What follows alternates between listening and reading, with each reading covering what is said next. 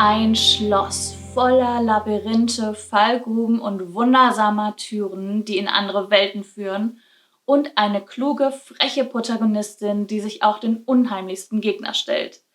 Das alles bietet Jeremy Lachlan in Die Wiege aller Welten und der Schlüssel aller Seelen. Der australische Autor verrät euch heute nicht nur, was das Nationalmuseum in Kairo mit seinen Büchern zu tun hat, sondern gibt euch auch einen Einblick hinter die Entstehung seiner Charaktere und Geschichten. Und damit herzlich willkommen zu LoeweLiest, dem Format mit den fesselnden Lesungen, spannendem Hintergrundwissen und lustigen Anekdoten. Ganz viel Spaß bei der Lesung. Hi there everyone, my name's Jeremy Lachlan, author of Die Wiege Welten and the very recently released sequel, Schlüssel Seelen. Apologies if my pronunciation is terrible, unfortunately I only speak English. But thank you so much for tuning in today. I'm so very excited to talk to you about this book, these books that I spent so long working on.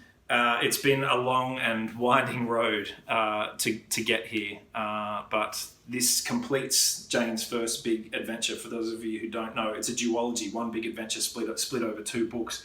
So as I said, yeah, very pumped for you to be able to know what happens next. Today I'm going to talk to you a bit about myself, my journey throughout writing these books and as an author. And do a bit of a reading from both books as well. So sit back, relax. Hope you've got a cup of tea or something. Mine's peppermint. And yeah, I hope you enjoy. The books are action, adventure, fantasy novels. As I said, it's a duology, one adventure split over two books. It's about a girl, Jane, who has to journey through this infinite labyrinth between worlds to rescue her father, who's disappeared inside. This place is called the Manor. And she has to do it quickly because somebody else has found their way in. An otherworldly villain named Roth is searching for the Cradle Sea, the mythical core of the Manor itself. And somehow Jane's father holds the key to finding it. I have always been obsessed with stories. I grew up in country New South Wales in a town called Griffith, which was fantastic. We had this abandoned quarry out the back, this bushland that we just called the Hill, and we would just spend hours a day playing outside. But I also loved being indoors as well, because for me, that's when I got to read books and watch cartoons and TV shows and movies. Whenever they ended, I was never ready for it. I wanted to keep the action going, so I did what any other kid would do. I'd grab my action figures and spend entire days and weekends crafting these elaborate adventures around the house and garden. So the Transformers would team up with the Ninja Turtles and the Care Bears to fight the She-Ra henchmen, kind of thing. Crossovers were inevitable. I didn't realize at the time, but that it was really teaching me storytelling from such a young age, and I was really inspired so much by the books, TV shows, and movies that I was kind of watching and reading all of the time. But for a lot of my life, my childhood, I wanted to be an actor because I thought that was. I get to go and live these adventures, these stories. So when I finished high school, graduated from high school, I joined an extras agency because one of the Star Wars prequels was being filmed in Sydney at the time. Thought it'd be cool to be an alien. I didn't get Star Wars. I got some American Olympic ad and a couple of episodes of Home and Away, which is this... I don't want to say trashy, but a soap opera here in Sydney. It's filmed here in Sydney. It's very popular in the UK. And I hated it. I mean, it wasn't even acting. I was just pretending to talk in the background while sipping warm chocolate milk. It was disgusting. But I realized something that had been staring me in the face for so long that I didn't want to be an actor. I wanted to be the one creating these stories, writing them. I wanted to be an author. So I enrolled in a creative writing degree at university and studied there for 4 years, which I absolutely loved. It was the best decision of my life. But I majored in screenwriting. When I graduated, I thought that was it. I was going to write movies. Until in January 2007, I can't believe it was that long ago, I went to Egypt and got a little bit lost in the Cairo Museum. And that's when everything changed for me. Now, I've always loved getting lost in museums and caves and forests, anything with that kind of labyrinthine quality to them. Because that's when kind of those what if questions that really fuel me as a writer start to come to my mind. What if there was a cave in? What if I got lost in here? What if this painting came alive? What if a velociraptor was chasing me through here? There are often dinosaurs involved because I'm slightly obsessed. So in the Cairo Museum, those kind of what if questions started coming again. What if there was this infinite labyrinth between worlds? What if it was known to an entire island filled with people? What if they'd been using it and worshipping it, journeying through it for thousands of years, having adventures in these other worlds and returning with tales to tell? But what if one day it stopped letting them inside? And what if it was all because of the child? So that was kind of the first seed, the first big idea that started this big adventure. And I knew that it was my chance to just fill this story with all of my favourite things. And I knew it had to be a book, not a movie. So there are carnivorous forests, there are runaway trains, there are shifting rooms, booby traps and rapids, all of those things that I just loved and that really kind of kept me enthralled growing up. I'm going to actually do a bit of a reading now from book one, in English called Jane Doe and the Cradle of All Worlds. I'm very wary of spoilers, so the prologue is always a good place to start. So again, pause if you like, go get yourself a cup of tea, coffee, wine, whatever takes your fancy. The prologue is called The Hidden Symbol. Her lantern chases shadows through the dark. Cobwebs tear at her fingertips, spiders flee. She runs a hand over the stone wall of the tunnel and breathes in deep, savouring the damp, the dirt, the unknown. She has missed this. People call her an old relic, but they are fools. Winifred Robin is one of the great adventurers. She may be old, but her story is far from complete. Tonight, something has changed. She intends to find out what and why. Winifred was conducting research down in the catacombs when the quake struck. The ground shook, the scrolls trembled, candles toppled from the walls, snuffed out. A deep sound rumbled towards her, the echo of breaking stone. But it's not so much what she heard as what she felt moments later that intrigued her. A sinister breath, a breeze. It blows towards her now, making the cobwebs dance. She is close. There is a chasm around the next bend, a long black void so thick with thousand-year dark, even the lantern light shies away from it. Winifred does not consider turning back, not for a second. This is a woman who has defeated armies, cheated death, battled gods. There are only two things she fears in all the worlds. Heights are not one of them. Lantern hooked onto a belt, she climbs around the edge. A rock clatters into the chasm. The darkness takes it. She never hears it land. She swipes away the odd spider as she navigates the wall, hairy, palm-sized things. The breeze swirls around her from the depths, but she makes it safely to the other side. Straightens her crimson cloak, chances a smile. She proceeds with caution now. The island of Blue Haven is riddled with abandoned mines and passages, but this one has sat here in secret for thousands of years, sealed off from the world.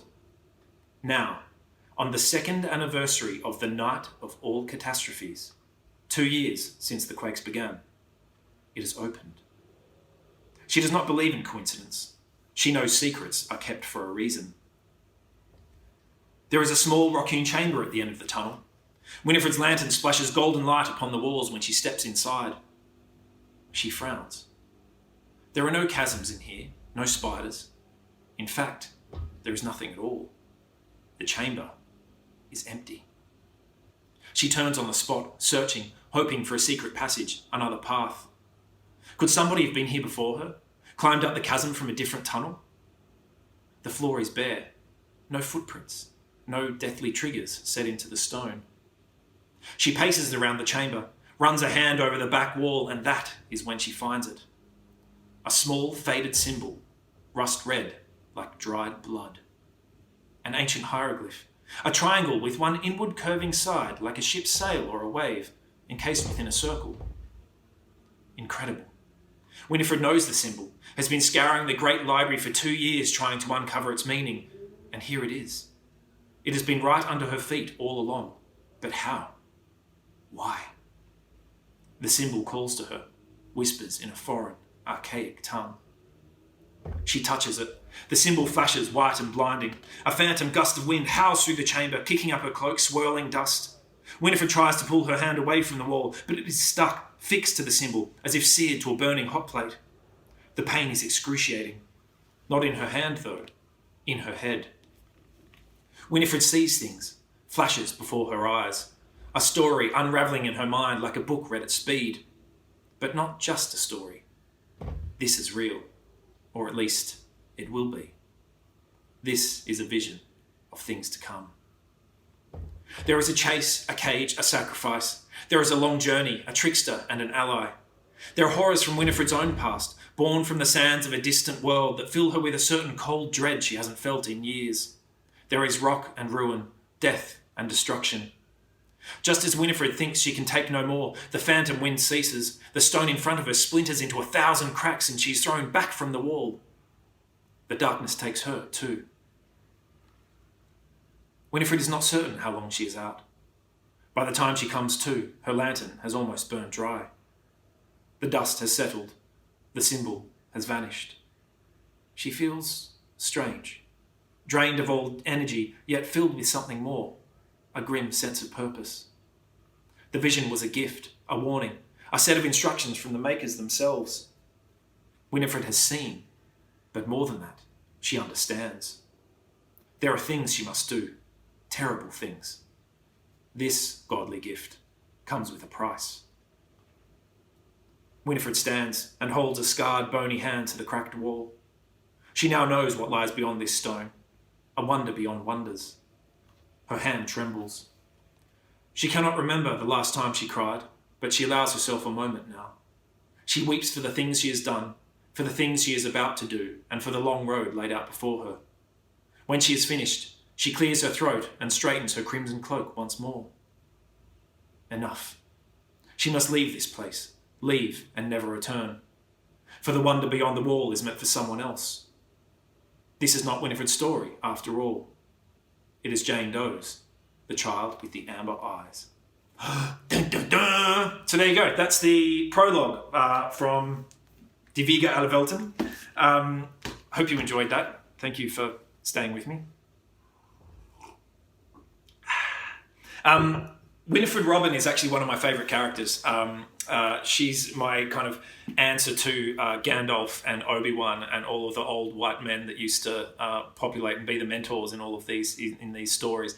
I think old timers are too often kind of cast aside in our society in general. These people with so much experience, and I love the idea that Winifred is kind of this walking embodiment of adventure. She wears all of her scars like badges of pride from her exploits throughout the other worlds. But as she says in the prologue, it's not Winifred's story; it's Jane Doe's. Jane is. I love Jane. I love writing as Jane in Jane's voice. She's had a very difficult life on Bluehaven. The night that Winifred mentions in the prologue, the night of all catastrophes, describes the moment that her father, Jane's father, John, appeared on Bluehaven with baby Jane cradled in his arms. The manor sits at the top of the island, at the top of these sacred stairs. John just falls out of the gateway. An earthquake strikes immediately. The manor shuts its doors indefinitely. And when the townsfolk catch a glimpse of Jane's amber eyes, they think she is a demon of sorts and blame her for everything. They call her the cursed one. They blame her for spoiled crops and bad weather, everything. The story picks up 12, 14 years on. Jane is living in the basement of these people called the Hollows with her father. She's a carer for him. Jane's such a joy to write. She's so passionate, brave, and bold. But what I love most about her is that she's real. She's no stereotypical kick-ass hero who's great at fighting and shooting and all of these things. She's actually quite hopeless at most things, but she is tenacious. One day, her terrible life is made even worse. It's turned upside down. Her father disappears back into the manor, and she will absolutely stop at nothing to get him back. But she's also funny. And that's something that I really wanted to keep in mind while writing this series. I was kind of sick, and still a little bit am, of all of the grim dystopian novels out there that have no humour in there whatsoever. So I wanted to make this fun and funny and fill it with light as well as dark. For me, they go hand in hand. Jane, a lot of people don't know this. I was saying this to a group of German book bloggers recently, that for a long time, for many years, as I was writing this book, Jane was actually a boy. For the first 6 or so years, the book was called Finn Pigeon and the Cradle of All Worlds. But once I finished my first draft, a publisher showed some interest, and I went to have a meeting, and they said that because it was a boy-focused adventure, it should be very much younger middle grade. So they wanted me to trim something like 25,000 words from it and lose a lot of the scarier, kind of grittier moments in the book. And because I was so desperate to be published, I did really try for a while to trim all of that. But it was slowly becoming a story that I didn't want it to be. So I sat back and thought, if you're going to use that logic, that if it's a boy-focused adventure, it should be very much younger middle grade, just because that's what was selling well at the time. Then if I make it a girl-focused adventure, does that mean I can keep those moments and make it bigger? And so I did it. I tried just changing the pronouns from he to she, and Jane really leapt from the page in a way that I wasn't expecting. It became her story. And I have to say, I don't agree with the whole boy book, girl book scenario at all. It's something as a bookseller I really railed against, and as an author I do as well. There are no boy books and girl books. There are just good books the kids want to read. And I think we need to step up more as booksellers, teachers, librarians, parents in particular, to let children know this, that it's okay. And in fact, boys in particular need to read more stories with books and as a heroine. I set about changing Finn to Jane. It became her story, as I said. The other element that came out of that was that I then thought, okay, what about, at the time, Finn's love interest? Do I change that from a girl to a boy? I tried that for about 20 minutes and realised it wasn't going to work. So I thought, great, I'll keep them both as girls. And I now have a really great queer love interest and relationship developing throughout the series, which I'm so proud of. I'm a very proud gay man.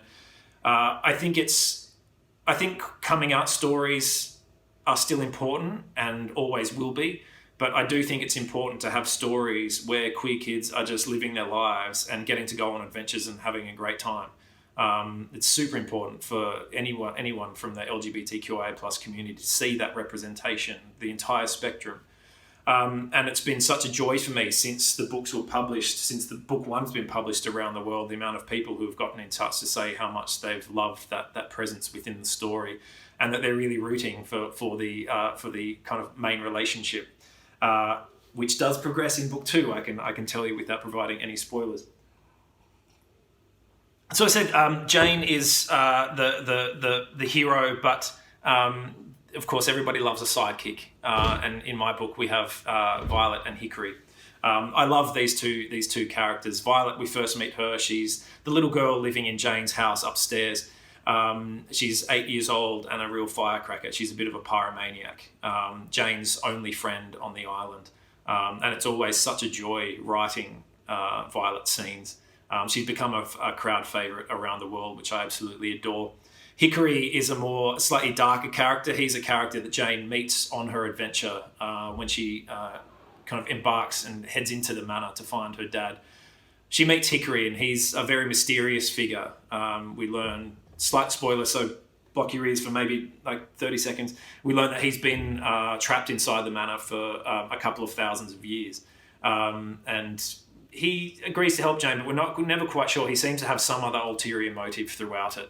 And it's been another joy for me visiting schools and talking to the amount of children who really respond to Hickory. They really like the light and dark that he has within him. And of course we have the villain, Roth, who was actually the first element to come to my mind, even before I went to Egypt and had that moment in the Cairo Museum, the big idea about the manor, about Jane. I'd had a nightmare, and I usually quite like nightmares. I'm usually being chased by monsters or dinosaurs, and they're great. I wake up going, yeah, that was a great ride. This nightmare absolutely terrified me, and I've never forgotten it to this day. So when I sat down to write the books, I just knew that he had to be the villain of this story. He's a man, he is immortal, but he's so corrupted on the inside that his breath is actually rancid and it's eaten away his jaw. He wears this half mask. Moving more on to book 2 now, when it was a huge moment for me, after book 1 was actually away at my publisher, I'd already sent the final draft off to go to print. I was walking down the street and I just stopped because I realised that Roth is the cancer that killed my dad. Dad had been sick for years while I was writing the book. I was a carer for him, along with my mum and my sister, for the last 7 months of his life. It was the hardest thing I've ever had to do. And the thing is, it's so obvious now thinking about it, but Dad's cancer started in his jaw, and was slowly eating away at him the way that Roth is eating away at the manor. It was a huge kind of moment for me. I called a friend. I was a little bit shocked because as I said, it seemed so obvious, and how could I not see that? And I told my friend, and she just said, "Yes, I know. I knew as soon as I read it." She was just waiting for me to make have the revelation myself. So that unlocked a lot for me in writing book 2, Der Schlüssel aller Seelen, because we do, I can say for a lot of people very keen to know, we do find much more about Roth. We learn about his history, where he came from, why he is the way he is. In book 1, he's kind of more a looming presence throughout most of the book, which I love that so many people are terrified from him just from this. So to be able to explore that more in book 2 has been a real joy for me. Speaking of book 2, I might actually do a bit of a reading from that now. Again, I'm very wary of spoilers, but a kind of brief setup. If you don't want to know anything, just tune out for 30 seconds or so. At the end of book 1, Jane and her friends find themselves outside the manor in a world called Arakan. It's actually Roth's home world. Jane finds out something about her life that is completely earth-shattering. And so at the beginning of book 2, when we meet Jane and her friends, Jane's actually been separated from everybody, and she's trying to find them again out in the deserts of Arakan.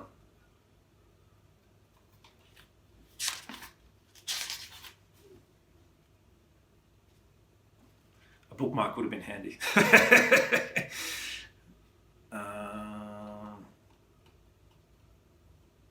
Okay. I'm not going to even say the title of this because the title is a slight spoiler as well. I'm going to skip a couple of paragraphs within it. You might see as I'm turning the pages. I'm looking out for you. The wreck looks like the rotted out carcass of some ancient beast. It's about 10 stories high, rusty metal marred by long, jagged cracks. A red sand dunes heaped against its side. I've never seen a ship this big. Did it run aground before the ocean dried up? Sink in a battle or a storm? The empty portholes stare back at me like hungry spider eyes, waiting, watching. Creepy, I say. I swing around the stern into the shade. There's a tear in the base of the hull, a makeshift door. Could be supplies inside, barrels of water. If I can get to the top, I reckon I'll be able to see for miles. Hello, I shout. Anyone in there? The silence of the desert closes in again. I'm coming in, I say, and in an almost whisper, don't shoot me. It's dim inside, cavernous. Some kind of cargo hold, probably. The air's only slightly cooler, more like an oven than a raging furnace, but the change is welcome. Tiny shafts of light beam through the rusted out holes in the hull. A carpet of sand has trickled through. It's littered with half-buried crates and barrels, all of them broken. There's a towering wall to my left, dotted with landings, hatches, and a zigzagging metal staircase. I head up the stairs, armed with a plank of wood in case someone or something is hiding in the shadows. The hatch of the first landing is ajar. I step through it, plank ready to swing, but there's no one there. Oi! I call out. Hello? I find a storeroom down the corridor. There's a massive hole in the middle of the floor. A hole in the ceiling above it too. Scratch that. A dozen halls, floor after floor of them. A shaft soaring all the way up to a patch of sky at the top of the wreck. It's as if something came crashing through the ship long ago. There are wires too, taut like strings on a harp, rising up through the shaft and branching off onto each deck in a vast metallic web. All of them stem from the room below, which is so dark I can barely see inside it. I flick one, and the web rattles. I sink to my knees and peer into the hole. You've got to be kidding me. The room's filled with explosives. Bubbly old sticks of dynamite, open barrels of gunpowder. All of these rusty pineapple-looking things, which I'm pretty sure are called grenades. The shipwreck's one big powder keg. I stare up at the web of wires again. Tripwires. The whole place is rigged to blow. Bloody hell. Nice and easy then. I back away slowly and continue up the stairs. The top deck's just as messed up as the cargo hold. The heat hits me like a wall when I step outside. I've climbed a dizzying height. The peak of the dune heaped against the wreck is now several stories below me. The salt pan stretches out as far as I can see. No camp, no tribe. Far to my right, a ridge on the horizon, a mountain range. I pick my way towards the front of the ship and find what must have been the control room. The place is a dive. A giant ship's wheel is snapped in half on the floor. The control panels are covered in broken levers and flyaway springs. Far as I know, we've never had machines like this on Blue Haven. I've only ever read about them in books. Otherworldly contraptions, foreign devices. Who were these ancient sailors? What were they? Human, leatherhead, or something else? What was it Dad said about Roth's people? I think his was a fair race, strong and proud, now all but extinct. Could they have built this? Abandoned this? Hell, Roth could have stood right here once upon a time. I shudder at the thought and scan the salt flats on the other side of the ship. Still, nothing. Don't panic, I tell myself. You're okay. Think. Kindling, wood, signal fire. The ship's wheel could work, though it won't burn long enough on its own. I look for something else to use, but all I find is the top of the tripwired shaft in a big empty room. I'm about to spit down it when I hear something, at least I think I do, out in the desert. Someone calling my name. Someone calling my name? I spin around, hope flaring in my chest. I've been found, rescued at last. Oh! Wait a second, not a voice, not even human. A yelp from some kind of animal. And that's when I hear the other, more terrifying sounds echoing up through the wreck. Howling, whimpering, frenzied barking. I've been found all right, but not by the tribe. Tinskins. I dash outside, lean over the railing. Count 6 of them down there on the salt and sand, barking at the tear in the base of the hole, bolting inside. Wild tinskins, untamed. They look just as big as the ones we encountered in the manor, but they have eyes and ears. They're tinless, covered in fur and bristles, like a pack of wolf-boar hybrids. And they've definitely caught my scent. I swear at the sky and stumble back to the shaft. I can hear the pack raging through the wreck, their claws scraping steel. My head spins, my vision blurs. Steady, Jane. Think. It won't take them long to find me. Should I barricade myself in a cabin, dive over the side and take my chances on the dune? What would Violet do? What about Hickory? I'm too tired, can't think. I can see the Tinskin's shadows darting up the shaft through a haze of light. They could trip one of the wires any second now, which would be very, very bad. Or very good, I tell myself and almost laugh. It'd kill the damn things at least. Make a decent signal fire too. Like a really decent signal fire, visible for miles. Oh crap. I have to blow up the ship. I ditch my plank of wood, grab one half of the ship's wheel and lug it down the corridor. The sucker weighs a goddamn ton.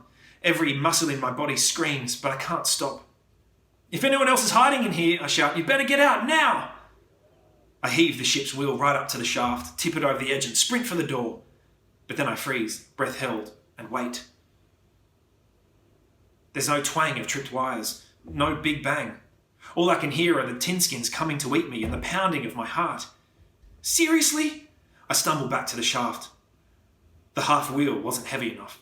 It's dangling on top of the wires. Oh, come on! More tinskin shadows darting around the shaft. Higher now, way too close. Take 2 then. I drag the other half of the wheel towards the shaft, huffing and puffing, panic snapping at my heels. It's bigger than the other one, heavier too. I pull it, push it, heave the damn thing with white-knuckled hands, then drop to my butt and kick it. Come on, you stupid piece of... A rumble outside tells me the tinskins have made it to the upper deck. One of them leaps at the porthole and shoves its big, ugly head into the room, gnashing its teeth. I kick the wheel again. It tips over the edge, out of sight. I stagger to my feet and head back to the control room, sprinting, swearing, hoping against all hope it's done the trick. Crash, twang, twang, twang. Yes! Now I've just got to hope the tripwires actually make the bomb. Kaboom! The explosion's so loud my ears burst. So powerful I'm launched through a grimy window. I hit the forward deck in a shower of glass. A tinskin snaps its jaws right beside me, too close. But another explosion tears through the wreck just in time. The deck lurches, tilting violently to one side, away from the dune. The tinskin scratches for purchase with its claws, slips away. I manage to scramble up the steepening slope and throw myself over the side. I hit the dune 2 seconds later. Roll and tumble, flip and slide, screaming, "Oh, crap, damn it, ah!" Debris rains down around me. Clumps of metal, shattered crates, a flying toilet. I skid to the bottom and keep running, covered in cuts and bruises, coughing up sand. The wreck groans behind me and collapses onto the desert floor. A third and final explosion obliterates what's left, and a giant fireball soars into the sky. A black mushroom cloud. I fall to my knees once I'm a safe distance away, utterly spent, breathing hard. Talk about a signal fire. If the tribe doesn't see this, I'll... A growl to my left. Turns out I wasn't the only one to get out of the wreck. A tinskin snarling at me, 10 metres away, crouching low on the salt, licking its chops. I'm too goddamn tired for this. Don't even think about it, I say. And wouldn't you know it? The mutt blinks at me, cocks its furry head to one side, even sits and stares at the burning wreck for a while before it trots off into the desert, off to find another pack, I suppose. It isn't long before I hear the thunder of hooves on the salt. The signal fire worked. The tribe has found me, at last. So there you go. Nice little teaser of book 2 for you there. Thank you so much for tuning in today. I'm running out of time. I just want to say again how proud I am and how excited I am to share this story with you. The conclusion of Jane's Cradle Quest. Her and her friends are trapped out in Arakan. They need to do everything they can to get back to the manor, find a way back inside, and get to the cradle before Roth. I couldn't save my dad, but maybe, just maybe, Jane will get to save hers. I can't wait for you to meet the new characters. Elsa, who we got a glimpse of at the end of book 1. She's, I think, incredible in this book. I had such a great time writing her. My favourite of all is Aki, though, who's already become a fan favourite from people down here who have already read book 2. He's a good leatherhead, or is he? I don't know. No spoilers. That's pretty much it from me. A huge thank you to you all. I hope you're all safe and well. Big thanks to my publishers, Loewe. Again, I hope I'm saying that right. It's been such a difficult year for us all. So stay safe. Keep reading. You can get this one anytime soon. Oh, and another thing, I'm often asked, yes, this is the conclusion of Jane's Cradle Quest, but I am working on Jane's next big adventure, a brand new duology for Jane and her friends. Which, again, I can't wait to share with you sometime in the future. Many thanks. Love you all. Bye. Das war's mit Jeremy Lachlan und den Chroniken von Bluehaven. Wir hoffen, es hat euch gefallen. Wenn ihr jetzt mehr über die Reihe erfahren möchtet, dann schaut doch einfach in unsere Videobeschreibung. Und nächste Woche geht es weiter, und zwar mit Caroline Wahl und der bewegenden Geschichte von 2 Leben in einer Nacht. Also schaltet ein nächste Woche Donnerstag um 18 Uhr. Wenn ihr keine Neuigkeiten mehr verpassen möchtet, dann folgt uns einfach auf unseren Social-Media-Kanälen. Die Links findet ihr wie immer unten in der Videobeschreibung. Bis nächste Woche, wir freuen uns auf euch.